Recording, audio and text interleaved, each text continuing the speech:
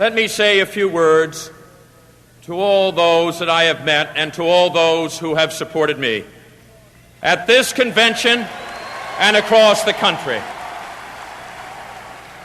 There were hard hours on our journey, and often we sailed against the wind.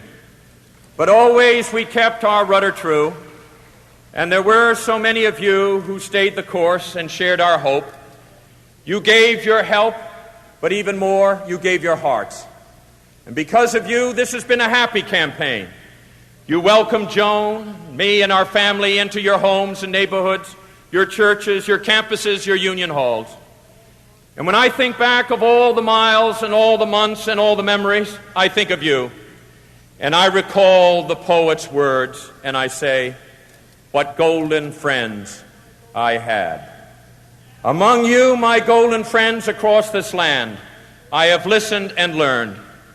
I have listened to Kenny Du Bois, a glass blower in Charleston, West Virginia, who has 10 children to support, but has lost his job after 35 years, just 3 years short of qualifying for his pension. I have listened to the Tractor family who farm in Iowa and who wonder whether they can pass the good life and the good earth on to their children. I have listened to the grandmother in East Oakland who no longer has a phone to call her grandchildren because she gave it up to pay the rent on her small apartment. I have listened to young workers out of work, to students without the tuition for college, and to families without the chance to own a home. I have seen the closed factories and the stalled assembly lines of Anderson, Indiana, and Southgate, California, and I have seen too many, far too many, idle men and women desperate to work. I have seen too many, far too many, working families desperate to protect the value of their wages from the ravages of inflation.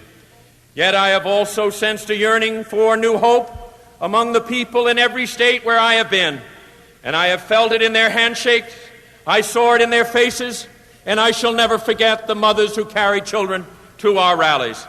I shall always remember the elderly who have lived in an America of high purpose and who believe that it can all happen again.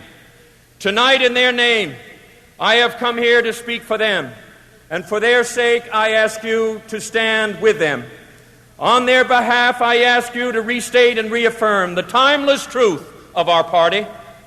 I congratulate President Carter on his victory here.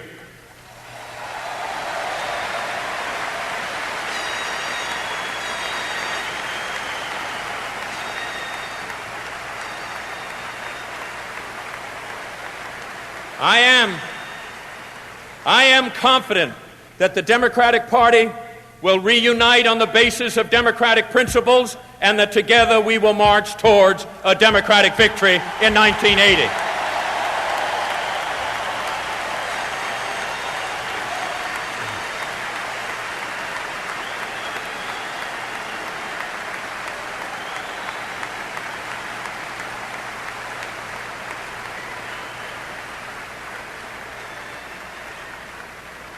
And someday, long after this convention, long after the signs come down and the crowd stop cheering and the band stop playing, may it be said of our campaign that we kept the faith.